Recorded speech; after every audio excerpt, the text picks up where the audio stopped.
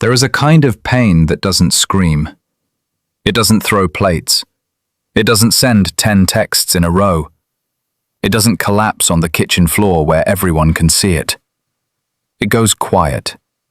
It stares at the screen, replays the last message, reads cold words with a warm wound, wonders how someone who once looked at you like home can suddenly feel like a locked door. And if you've loved an avoidant, that silence feels inhuman.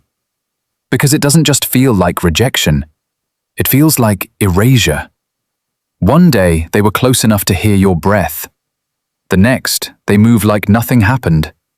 No urgency, no visible grief, no trembling confession. Just distance. Calm on the surface, almost too calm. And that is the part that breaks you. Because you start asking the question that haunts people after this kind of breakup. Did they ever care at all? Be honest. Part of you doesn't even want closure. Part of you wants proof that you mattered. Proof that they're hurting too. Proof that your absence landed somewhere inside them instead of passing through like smoke. And this is the brutal truth most people are not ready to hear. The more you chase that proof, the more invisible you become to them. Not because you are unlovable, not because you are too much, but because when an avoidant feels emotional intensity after a breakup, their system does not interpret it as love. It interprets it as danger. That's the dark truth. What looks cold is often overload. What looks like indifference is often a nervous system going into lockdown. And what looks like power is, many times, a very polished form of emotional panic. Avoidants don't usually detach because they stopped feeling. They detach because they started feeling too much. That is what nobody tells you. When the breakup happens, you think the person who cries harder must care more. The person who reaches out must be the one with the deeper heart. The person who seems fine must be the villain. But human psychology is cruelly more complicated than that. Avoidant attachment is not the absence of emotion. It is the fear of being consumed by emotion. And after intimacy breaks, that fear gets activated like an alarm system in the body. The amygdala, the brain's threat detector, starts scanning for anything that feels like engulfment, pressure, guilt, demand. Cortisol rises. The nervous system starts craving distance the way a drowning person craves air. Even dopamine, the chemical tied to reward and longing, can get tangled in a terrible contradiction. They miss you, but missing you feels unsafe. They crave relief, so they pull away from the very thing they still feel attached to. So from the outside, it looks like they moved on. Inside, it is often chaos organized as control. They don't always sit there saying, "I miss them, I should call." Sometimes it comes out as restlessness, irritability, numbness, random urges to check your profile at 1:14 a.m., a hollow feeling after distractions stop working, a sudden need to stay busy, flirt, work more, drink more, scroll more, do anything except sit still long enough to feel the ache underneath the armor. Because stillness is dangerous when your whole identity was built around not needing anyone. And this is where most people make the mistake that costs them everything. They see the distance and they panic. They send the paragraph, then the follow-up, then the "I just need honesty," then the "Can you please just tell me if you ever loved me?" Then the final message that is never final. And every word is understandable. Every word is heartbreak trying to become visible. But to the avoidant mind, those messages do not create closeness. They confirm the very fear that intimacy means pressure, expectation, emotional capture. so they go colder. Not always because they want to. Sometimes because their body believes distance is survival. Let that sink in. The person you are trying hardest to reach may be retreating hardest because they can feel how much you still need from them. That doesn't make your need wrong. It makes the dynamic tragic. Because now both people are reacting from pain, and both are making the wound deeper. You reach because you're afraid of abandonment. They withdraw because they're afraid of engulfment. You protest. They disappear. You explain. They shut down. You plead for clarity. They feel cornered. And suddenly, the breakup is no longer just a breakup. It becomes a psychological machine, perfectly built to make each person confirm the other's deepest fear. This is why their silence feels so personal, because it touches the oldest wound in you. But here is the harder truth. Their silence is not always a sign that you meant nothing. Sometimes it is the only way they know how to not drown. And I know that almost sounds merciful, maybe even comforting. But stay with me, because this truth has teeth. Just because they are overwhelmed does not mean you should wait at the door of their nervous system, offering your soul as a sacrifice until they feel safe enough to open it. This is where people lose themselves. They confuse understanding with self-abandonment. They say, "I know they're scared, so I'll be patient." Then patience becomes paralysis. Dignity becomes analysis. Love becomes emotional servitude. You start studying them like a private investigator. Every lyric they post, every story view, every delay, every breadcrumb. You become fluent in signs and completely estranged from yourself. And while you are busy decoding their silence, your self-worth starts bleeding out in places no one can see. This is why the core concept you need to understand is not closure. It is silence. Not the silence they use to hide, the silence you use to return to yourself. Because silence does something terrifying in this dynamic.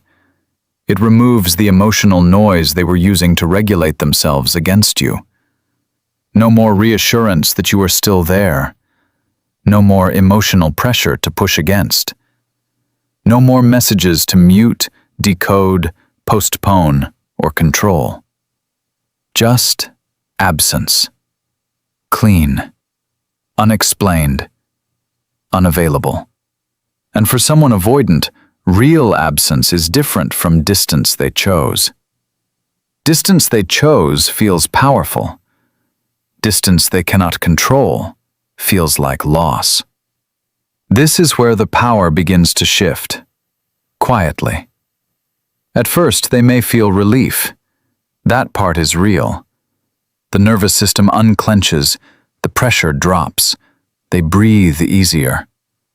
They tell themselves, this is for the best. They get through the day. They seem normal. But then the second wave comes.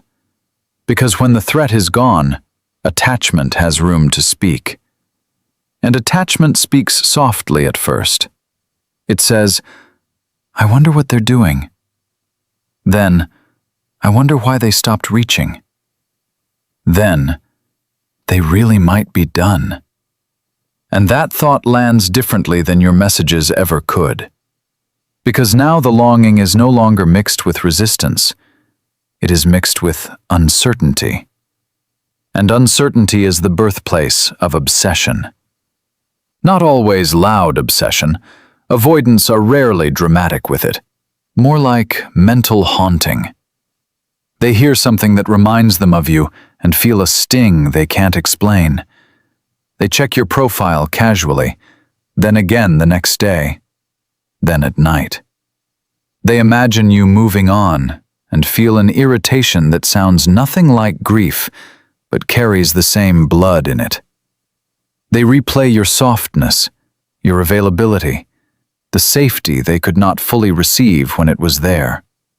And now, because it is gone, their mind starts turning toward it. This is the paradox. Your chasing made them feel trapped. Your absence makes them feel the bond. That is the dark truth about avoidance after a breakup. Not that they never cared. That sometimes they only feel the full weight of caring when they are no longer being asked to carry it in real time. That is why they can seem fine when you are breaking, and then break later, in private, in fragments, when no one is there to witness it. They miss in reverse. They grieve in delay. They process through distance. And if you do not understand this, you will keep interrupting the very mechanism that would have forced them to confront what they lost. Every time you break no contact just to soothe the anxiety for 10 minutes, you hand them relief and take the mystery off their chest. They no longer have to face your absence. They only have to manage your presence. And presence is easier for them to defend against. Do you see it now? The issue was never that you weren't enough to be remembered. The issue was that your pain kept showing up in a form their defenses knew how to reject. But silence is harder to fight. Silence leaves them alone with themselves. And that is where the real unraveling starts. Picture it. It's late. The distractions are done. Friends are gone. The room is dim. Their phone is in their hand, not because they have a plan, but because the body remembers before the mind admits anything. They open your chat. Scroll. Stop on an old voice note. Hear your warmth. Feel something tighten in the chest. Not love in the movie sense. Something darker. Regret. And regret is devastating to avoidance because regret requires emotional contact with what they ran from. Now they start bargaining with their own story. Maybe I was too harsh. Maybe they really did love me. Maybe I overreacted. Maybe I just needed space. Maybe they're happier now. Maybe I lost someone rare. That last one hits hardest. Because underneath so much avoidant behavior is not confidence, it is deficiency. A private fear that intimacy will eventually expose them as incapable, trapped, dependent, weak, disappointing. So they leave first, shut down first, minimize first, control first. But when you leave them alone with the loss, another fear rises. What if I let go of the one person who actually saw me and stayed? This is when some of them come back. Not all, but many. And when they do, it often sounds quieter than you imagined. Less cinematic, more hesitant. A small message, a strange check-in. Hey, I was thinking about you. As if that sentence isn't carrying 100 unsaid things behind it. And this is the moment people destroy their own transformation. Because the second the avoidant returns, old hunger wakes up. Finally they miss me. Finally they feel it. Finally I matter. And if you are not careful, you will grab the tiny return like a starving person grabbing crumbs, and you will call it a feast. This is the warning. Do not break your pattern just because they broke their silence. A message is not accountability. Missing you is not maturity. Longing is not change, and chemistry is not safety.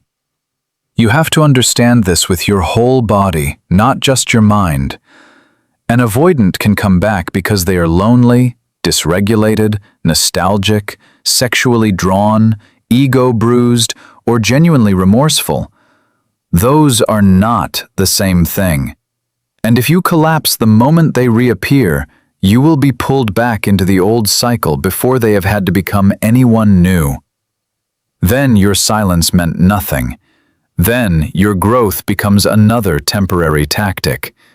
Then the same story repeats. Only now it wounds deeper because this time you knew better. So if they come back, do not meet them with hunger. Meet them with gravity. Let them feel that access to you now requires emotional presence, not vague sentiment. Let them feel that your heart is no longer a waiting room for their confusion. Let them see that the version of you who once begged to be chosen has died. Because that is the real point of this breakup, not to get them back, to get yourself back. Maybe they will return changed. Maybe they won't. Maybe they will miss you for years in quiet ways they never fully confess. Maybe you will become the person they compare everyone to, and the lesson they only understand too late. That is possible. But the deeper miracle is this: you stop needing their delayed realization to validate your worth. You stop confusing being hard to love with being impossible to love. You stop performing emotional labor for someone who calls it pressure while benefiting from your devotion in silence. You stop mistaking their inability to stay present for evidence that you were too much. You were not too much. You were too available to someone trained to equate closeness with danger. You were too willing to explain what they only wanted to escape. You were too loyal to a story that kept making you smaller. And now, something in you must become ruthless. Not cruel, clear. Clear enough to understand that love without emotional capacity becomes damage. Clear enough to know that empathy is beautiful until it becomes self-erasure. Clear enough to say, yes, they may have cared deeply, and no, that does not mean they were capable of loving me well. That sentence can save your life, because once you truly accept it, the entire power dynamic changes. No more waiting for them to wake up and crown you worthy. No more living inside their ambivalence. No more measuring your value by how long it takes them to miss you. You become unavailable to the game. And that is when something astonishing happens. Even if they never return, you stop bleeding. Even if they never explain, you stop bargaining with ghosts. Even if they never admit what you meant, your body no longer depends on their confession to feel real. That is power. Not the power of revenge, not the power of making them chase. The power of no longer needing to be chased in order to feel chosen. Because the darkest truth about avoidance after a breakup is not just that they often feel it later, it's that by the time they fully feel it, you are supposed to be gone. Gone from the role of pursuer, gone from the role of healer, gone from the role of emotional home for someone who only visits when they are lonely, gone into your own life, into your own nervous system, into a self-respect so deep that if they knock again, they are not meeting the same person they left. They are meeting someone quieter, someone steadier, someone whose love is no longer begging to be recognized, someone who understands that being missed is not the same as being met. And if they do not come back, then let that be the final revelation.